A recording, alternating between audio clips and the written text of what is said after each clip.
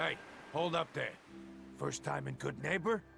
You can't go walking around without insurance. You better back off, or you're the one who's gonna need insurance. What was that? I couldn't hear over the sound of all that pathetic. You hand over everything you got in them pockets, or accidents start happening to you. Big, bloody accidents. Time out.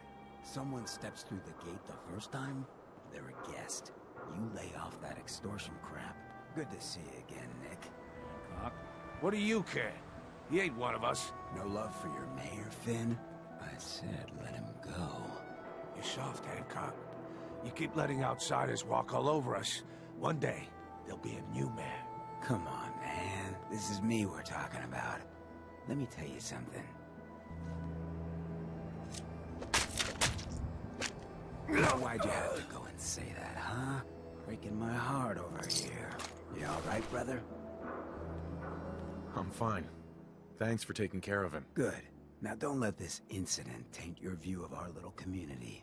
Good neighbors of the people, for the people. You feel me? Everyone's welcome.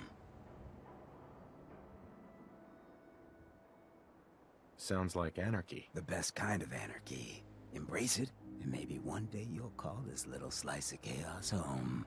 So long as you remember who's in charge. A new player in Good Neighbor. Hello, little pawn. Welcome to our fun and games.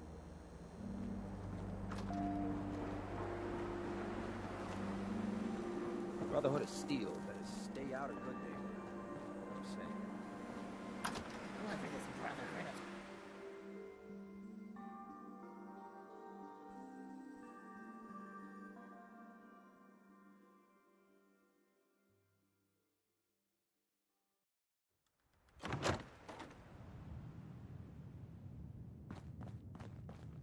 Well, well, Mr. Valentine.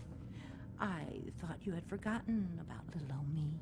May have walked out of the den, Irma, but I'd never walk out on you. Amari's downstairs, you big flirt.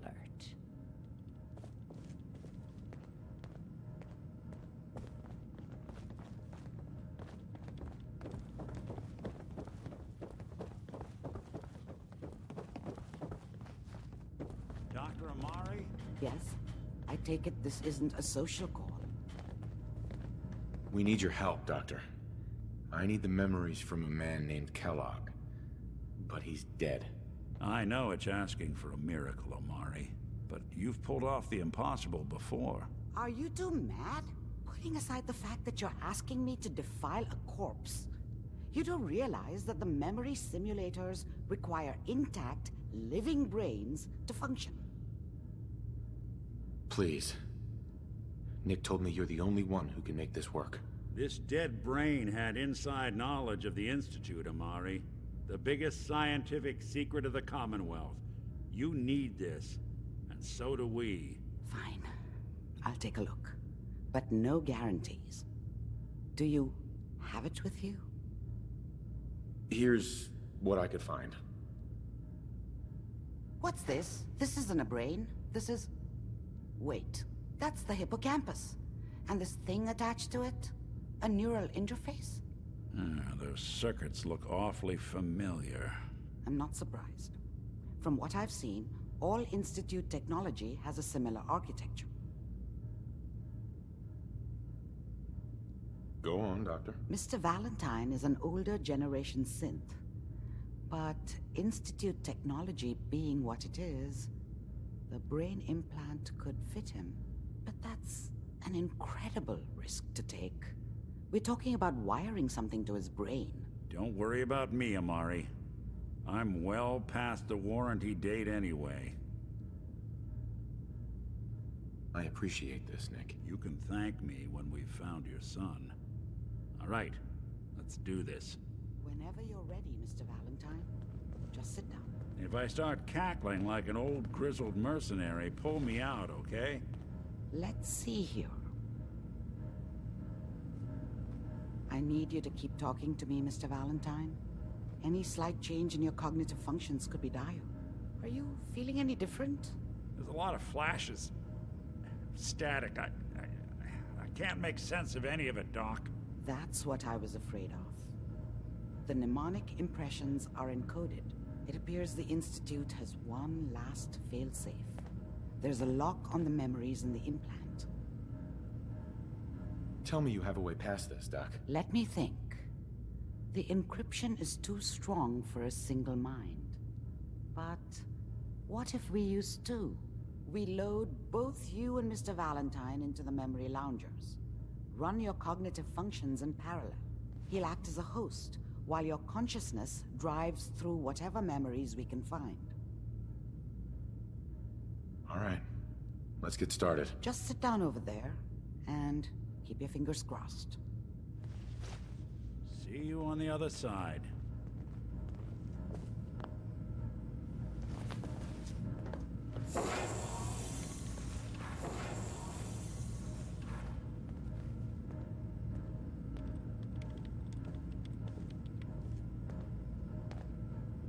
Initiating brainwave migration between the transplant and the host. Mnemonic activity coming from the transplant. It's degenerated, but it's there. We're going to load you into the strongest memories we can find.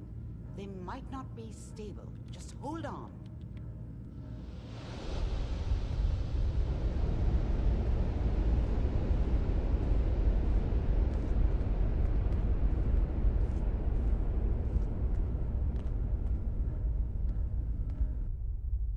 Can you hear me? Ah, good. The simulation appears to be working, although the memories are quite fragmentary. I'll try to step you through the intact memories and hope we find one that gives us some clue to the Institute's location.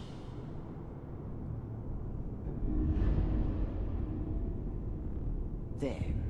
This is the earliest intact memory I can find.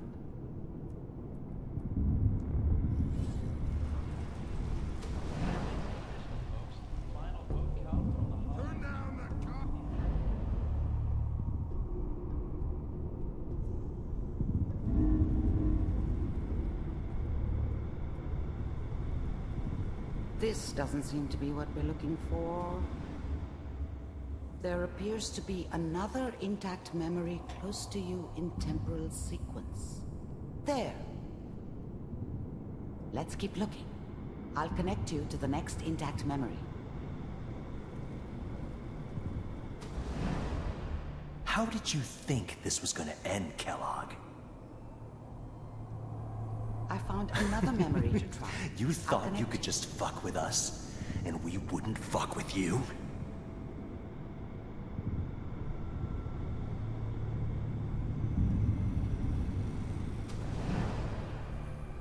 Mind if we sit down?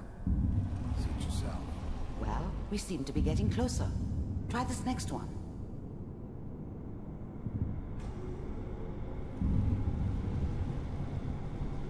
Mr. Kellogg, I'm glad you decided to meet with me.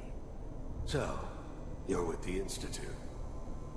I wanted to see for myself if you really existed. Getting warmer. One of these has got to tell us something. We're running out of brain here. There's one that looks mostly intact. Connecting now. Initiated. Cryogenic stasis. Suspended. Vault computers are still working. That's good. Checking through the logs. Hopefully it's all... Just find it. Pod C6. Down the hall near the end.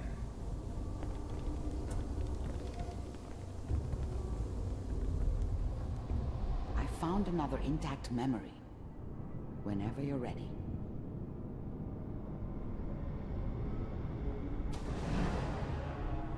Is that your son? This appears to be a very recent memory. So, good news, I think.